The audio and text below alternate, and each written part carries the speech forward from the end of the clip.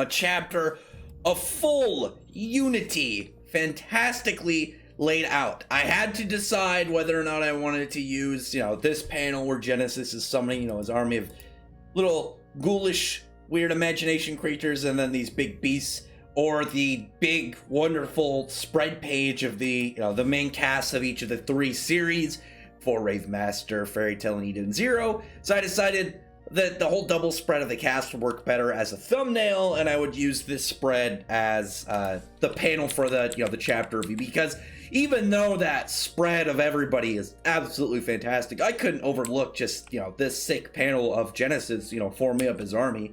And not only that, like his big weird mountain, like throne castle has gotten a lot bigger. Like it was only like the size of a large building when he put it up, and now it's like the size of an entire mountain.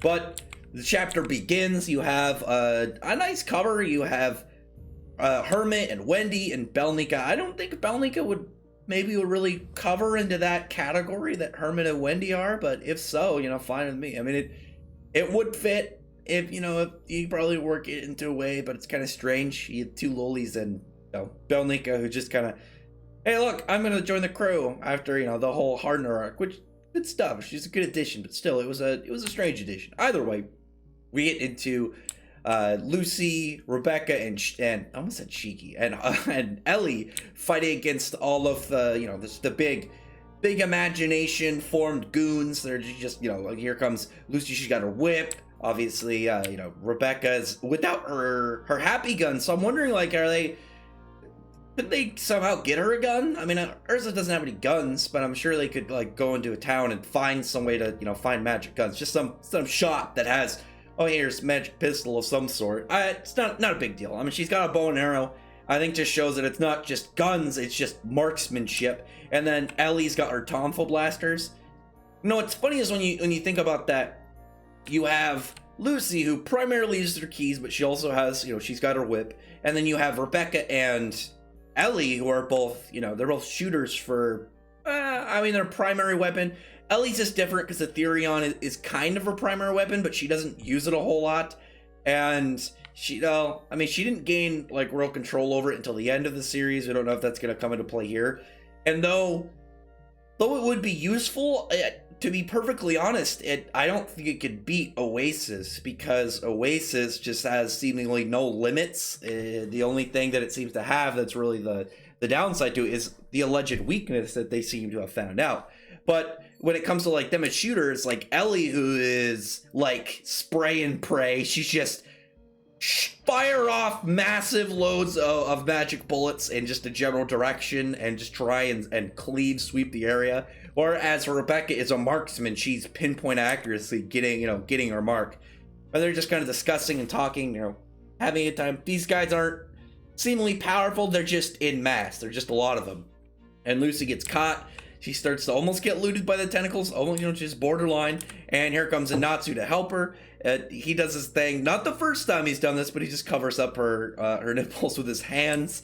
And there's just a funny sense of, embarrassment from her. And Natsu, as he starts to kind of realize it, like he has that, like, oh yeah, here you go. And then every few seconds after that, he starts to realize the situation until stuff starts to go down in a hostile way, because here comes in Haru after seeing Ellie to come help her, and Ellie immediately like stabs Haru in the eyes with her Tonfa blasters. Why she didn't just cover him up, I don't know. But Ellie is Ellie. She's not the brightest girl. She's known for not being the smartest.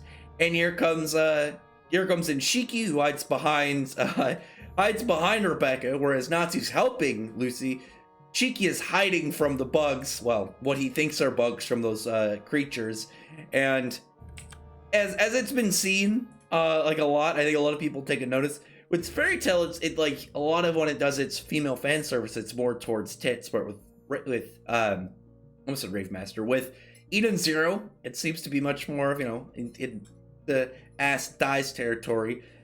With Rave Master, it was more just like in general. It didn't seem to be a focus. It was just fan service when it had. I mean, there was the time with the glue dude from Shoot His Clue, just like slimy white substance covering up Ellie, and it was like that, that was the thing that like Rave Master always had over like Fairy Tail and Eden Zero's fan service, and probably always will, because there's got like generic tentacle stuff happening right now, but you think of any moment in Fairy Tail that had just like the hey white slimy sticky substance, that old trope.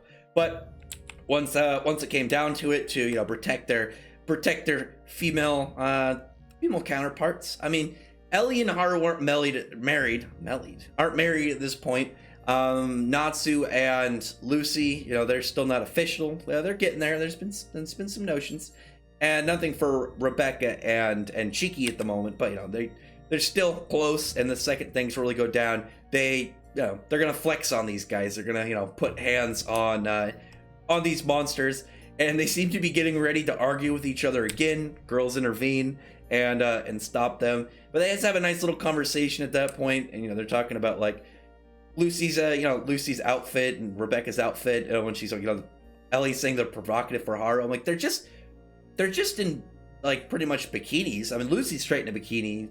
Rebecca is like cut shorts that pretty much be bikini bottom, and then she's got a bikini top. But I'm thinking like, it's not like that's out of range for Haru. I mean, Haru had a whole part where he hung out with a bunch of mermaids. So I don't think that's like beyond him. I think that maybe it's new. He's not used to these girls. I mean, he knows Ellie, but he's used to Ellie. But then he immediately, like after that, brings up, Ellie's dance attire. I mean, that's I mean, it's pretty much a bikini, even says so. And then you just get some nice interaction between them, some nice little comedy, but also some nice fan service been there.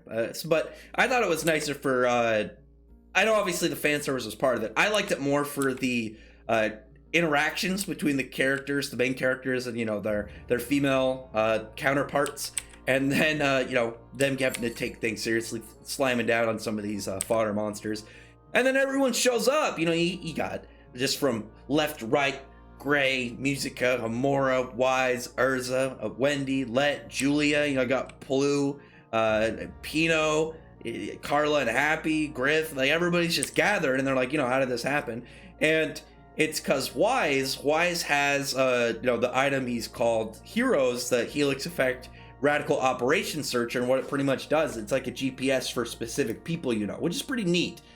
And you could have easily had that in both. Well, I think it would have been harder to do in Rave Master, because Rave Master's powers are kind of like weirdly spread, whereas Fairy Tail, you could have just had a magic do that. But I think it would have made more sense with Eden Zero, just by the way that Wise's power specifically works, and just like, hey, we have a magic that can do that. I mean, like, where would you pull out of versus Wise, with just like smart guy, he's an inventor, his whole power is based around messing with machines. It's like, I mean, he just made GPS, but with people that they know. So I thought that was a pretty clever way. I mean, it wasn't like some, it's just something that will cancel out the guy's Darkbringer or something. It's like, no, it'll gather the crew, and we can get into gang form. I'm full agreement that I like Wise's old hairstyle more than his current one. I've seen some people say it's kind of like Gray's. I think it's more like Sting's, kind of like, a mixture like Sting and who else was I thinking of? I've already spaced it, but I think it's more of like Sting's hair. And I like Wise's old hair. I'm hoping that Machine goes back to. He's been very heavily playing with like outfits with Eden Zero. I mean, really, like every arc so far, they've switched to a different outfit at least once or twice.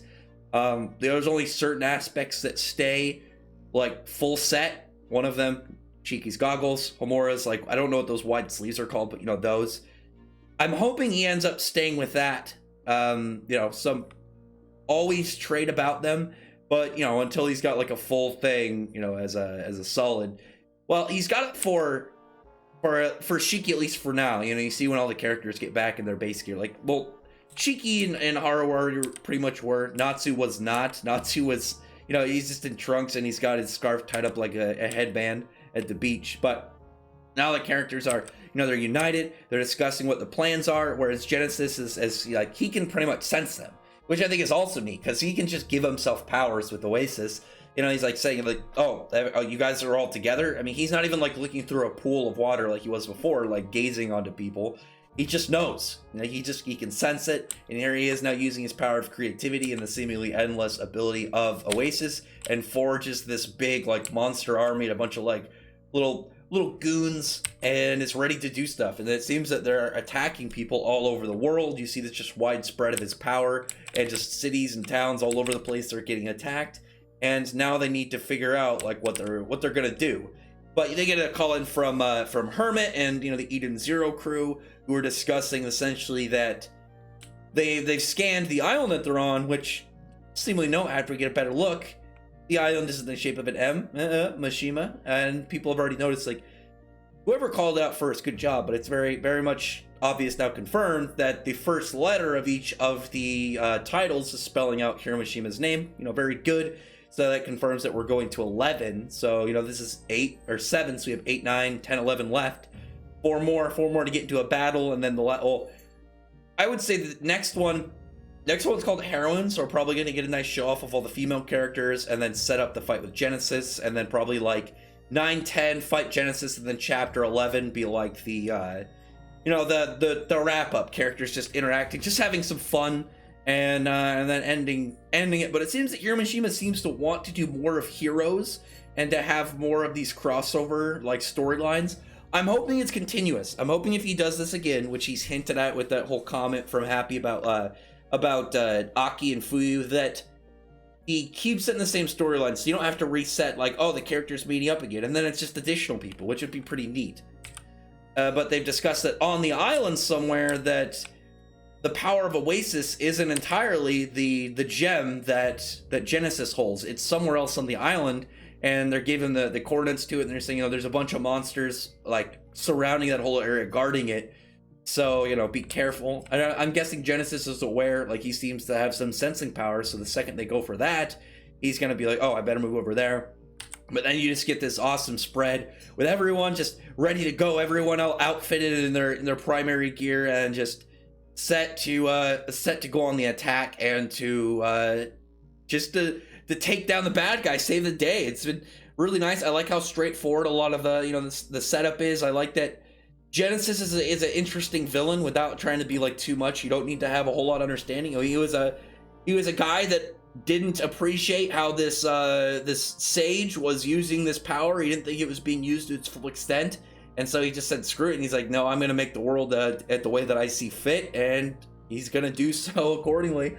But he's gonna get stopped by this big nice cast of awesome characters ready to just prevent his diabolical ways from going down, and to bring peace once more, and then probably get into an argument and fight again before this is all over. Mark my words on that one. They're gonna have saved the day and everything's gonna be good, and then Harushiki and Natsu are going to get in another brawl.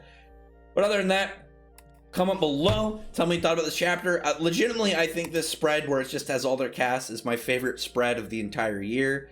I just love how it's just this culmination of Hiromishima's work over the past 22 plus years, 22 years and a couple of bit of change, since the serialization of Rave Master all the way through the full length of Fairy Tail up to where it's at now, and now Eden Zero. And it's going to be even more so fun when we start to see some of his one-shots in there, because then there's the possibility of maybe instead of some like City Hero and the Happy spinoff, maybe one of those guys working on that can work on one of the series, like Aki is the main character, Monster Soul, have him in there, and then after that point say, oh yeah, we're also going to bring it back, so you get attention towards it and then continue it. And if it's only on the digital app, you only have to get so many people like hopefully getting attached to it, and then you just grow from there. It's I imagine it's a lot less stressful than numbers while you're being released in a magazine, because obviously like the paper space, like the printed, is different than just having it on a website. But anyway, comment below. And also I imagine like, because you get to pick and choose what you buy like that. I think like the rates for points, I think it's like 70 cents a chapter. So, instead of paying like, I don't know, $4 or $5 for the whole magazine, you can only be like, I only want to read these 2 chapters, these 2 series, so I'm only going to pay $2. But it's like, well, 12 series or whatever it is, 10 series for $4 or $5 or whatever it is. I don't know the price of the magazine off the top of my head for, one shonen, weekly shonen magazine. It's probably cheaper if you bought it the whole thing, but it's like, if I'm only going to read a few of these series, then, I'm fine with paying cheaper for a higher value that they are sort of as, just getting them versus the full bundle, Anyway, yeah, comment below, thumbs up the video, friend the like button, subscribe button, and check out my other videos. For that, I appreciate everyone who's already subscribed, and I thank you all for listening. Bye.